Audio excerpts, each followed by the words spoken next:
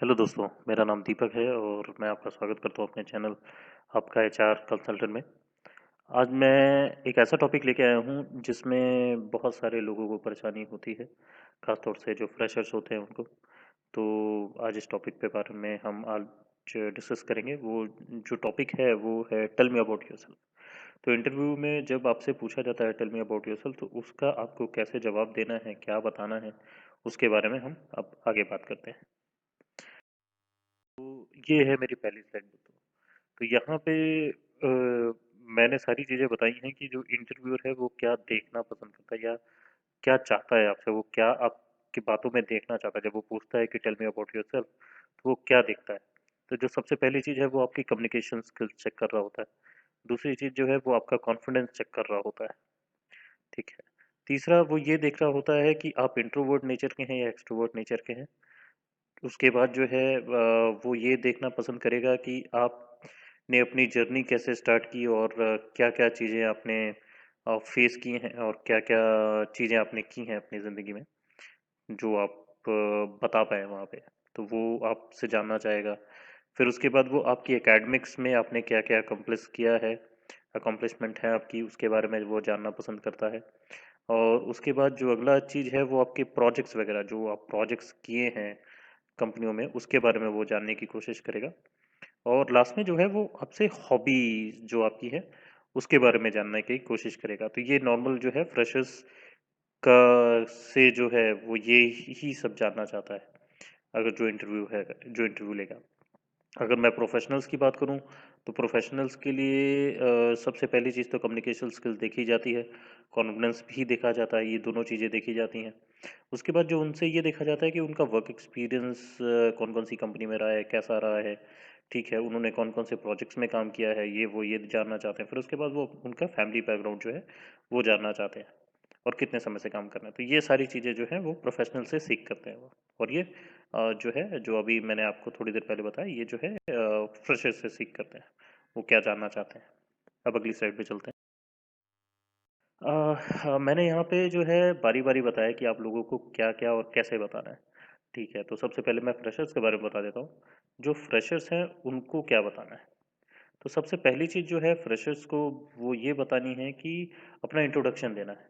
ठीक है, तो इंट्रोडक्शन में फॉर एग्जांपल अगर मेरे से पूछा जाए तो मैं बोलूँगा हाय, मेरा नाम दीपक है, या फिर hi, my name is Deepak, and उसके बाद आप स्टार्ट कर सकते हैं।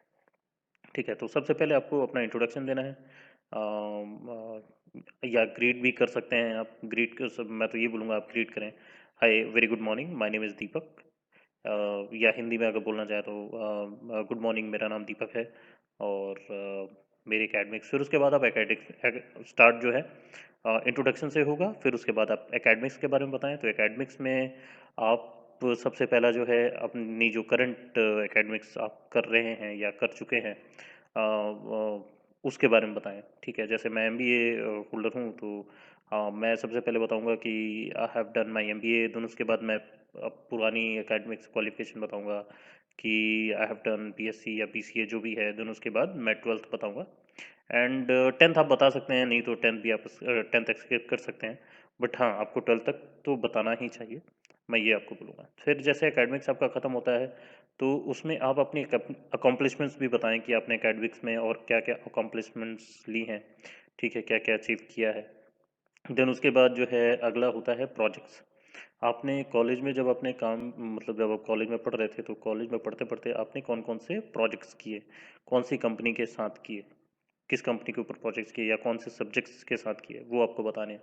फिर अगला आता है इंटर्नशिप आता है। तो कौन सी कंपनी में आपने इंटर्नशिप की, कितने समय तक की, क्या क्या लर्निंग्स नहीं, वो आपको बतानी है। अगला आता है हॉबीज़। आपको हॉबीज़ फिर बतानी होती हैं। ठीक है, और हॉबीज़ बहुत ही सोच समझ के बताई जानी चाहिए। जो आपको लगे कि ये आपकी हॉबी है, उसके ऊपर आप बता सकें, उन्हीं को आप बताएं। ज़बरदस्ती अपने दोस्त का देखा देखी, दोस्त की हॉबी लेके अपना बताएं। ठीक है। और जो आखिरी होता है वो होता है फैमिली बैकग्राउंड। तो फैमिली बैकग्राउंड आपको बताना है कि आपका फैमिली बैकग्राउंड क्या है, कहाँ से आप बिलोंग करते हैं, ये सब। तो ये फ्रेशर्स के लिए होता है दोस्तों।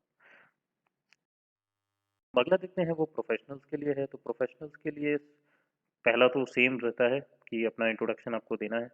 देन दूसरा जो है उनका चेंज हो जाता है, यहाँ पे प्रोफेशनल्स को अपना वर्क एक्सपीरियंस बताना होता है, कितने साल से काम कर रहे हैं, कौन कौन सी जगह पे उन्होंने काम किया, क्या क्या काम किया, ठीक है, जॉब जॉब उन लोग का हर एक कंपनी में क्या था, ये पूरा डिस्क्रिप्शन में उन लोगों को बताना होता है। फिर अगला जो आता है वो कौन से करंट प्रोजेक्ट में काम कर रहे हैं या उन्होंने कौन से प्रोजेक्ट्स में काम किया है पहले, ठीक है, तो उन सब चीज़ों को डिटेल में डिस्क्राइब करके बताना होता है। और इसी दोनों के जब आप ये वर्क एक्सपीरियंस और अपना करंट प्रोजेक्ट बता रहे होते हैं, इसी समय आपको अपनी अकॉम्प्लिशमेंट्स बतानी होती है कि कंपनी में आपने क्या क्या अकॉम्प्लिशमेंट्स किया, कि आप एम्प्लॉय ऑफ द ईयर रहे या एम्प्लॉय ऑफ द मंथ रहे, ठीक है, quarterly employ of the month को क्वार्टरली में आपने कितना अच्छा किया है, क्या रहा है, अगर सेल्स वाले हैं तो आपने कितनी सेल्स अचीव की है, नंबर ऑफ प्रोडक्ट्स आपने कितने बेचे हैं, ठीक है, तो ये सब आपको क्वांटिफाई करके जो है वर्क एक्सपीरियंस में या फिर अपनी अकॉम्प्लिशमेंट में आपको बताने हैं कि मैंने इतना इतना किया है। फिर अगले आता है एकेडमिक्स। तो एकेडमिक्स में बेसिकली आपको सेम चीज़ जो मैंने इससे पहले फ्रेशर्स के लिए बताई, एकेडमिक्स में वही आपको बताना है कि आपने कहाँ से पढ़ाई ख़त्म की, जो आपकी पहली मतलब जो लास्ट में जो आपने पढ़ा है वो बताना है, फिर उसके बाद उसके पीछे की पढ़ाई बतानी है, फिर 12th बताना है, फिर 10th बताना है, ऐसे करके जाना है। फिर उसके बाद हॉबीज़, हॉबीज़ जैसा कि मैंने पहले बताया आपको बहुत सोच समझ के बताना होता है, ताकि आप जब आपसे हॉबी के बारे में पूछा जाए तो आप हॉबीज़ के बारे में अपना बता सकें। फिर उसके बाद फैमिली बैकग्राउंड आपसे पूछा जाता है, आपको नॉर्मल अपना फैमिली बैकग्राउंड बताना होता है, कौन सी फैमिली से बिलोंग करते हैं, आपके पिताजी क्या करते थे, माता जी क्या करती हैं, या फिर उसके बाद आर यू मैरिड और नॉट मैरिड, ऐसा है, मतलब आपको पूरा फैमिली बैकग्राउंड बताना होता है। तो ये आपको बेसिकली करना पड़ता है।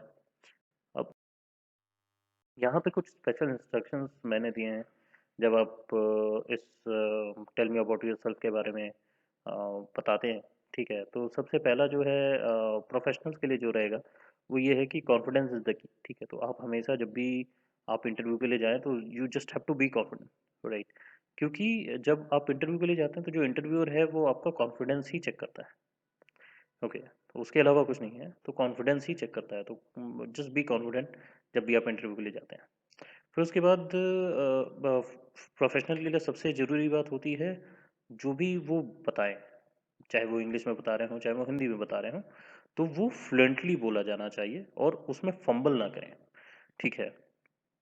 या फिर बहुत सारे लोग जो है मैंने देखा है कि इंग्लिश में बोलते हैं, फिर बीच में हिंदी में बताने लगते हैं, फिर इंग्लिश में बोलने लगते हैं। ऐसा बिल्कुल भी ना करें, इससे आपका काफ़ी गलत इंप्रेशन पड़ता है। रेदर देन आप ऐसा करने के बजाय आप कोई एक लैंग्वेज पकड़ें और उसी लैंग्वेज को आप उसी लैंग्वेज में आप इंटरव्यू अच्छे से दें, और टेल मी अबाउट योरसेल्फ जो है उसी लैंग्वेज में आप बोलें।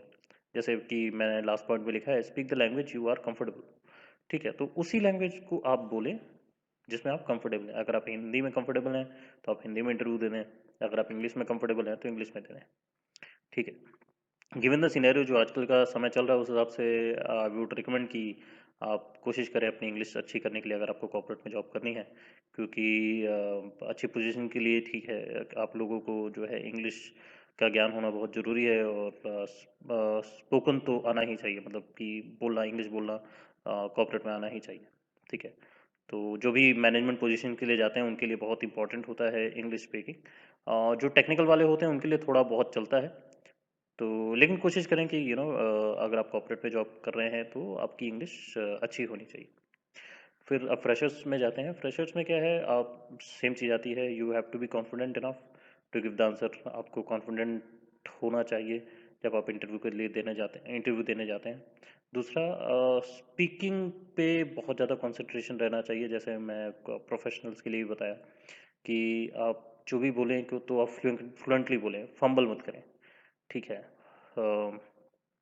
दो लैंग्वेज यूज़ मत करें, हिंदी इंग्लिश दोनों कंबाइन करके मत बोलें, कोई एक लैंग्वेज चूज़ कर लें जिसमें आप कंफर्टेबल हो, ठीक है। जैसे तीसरे पॉइंट में मैं लिखा है कि आप शफल मत करें एक दूसरे लैंग्वेज में, ठीक है, तो उसी लैंग्वेज को यूज़ करें जिसमें आप कंफर्टेबल हैं। तो आपका tell me about yourself जो पहला क्वेश्चन होता है, जो बहुत सारे लोगों को परेशानी होती है, तो आराम से निकल जाएगा, इसमें और कोई परेशानी नहीं होती, अ, ठीक है दोस्तों। तो ये था आज का वीडियो दोस्तों, होप आप लोग और बताइएगा, कमेंट कीजिएगा कि मेरा प्रयास आप लोगों को कैसा लग रहा है। मैं कोशिश वही करता हूँ कि जो जो आप लोगों को परेशानियाँ इंटरव्यू में या एचआर रिलेटेड इश्यूज आप लोगों को जो भी फेस करने को मिले हैं, मैं उनके ऊपर वीडियो बनाऊँ और आप लोगों को इससे उसका ज्ञान दूँ जो आप लोगों को चाहिए। ठीक है दोस्तों, तो चलिए, आप लोगों का बहुत बहुत धन्यवाद और प्लीज़ लाइक शेयर और सब्सक्राइब ज़रूर करें और धन्यवाद दोस्तों।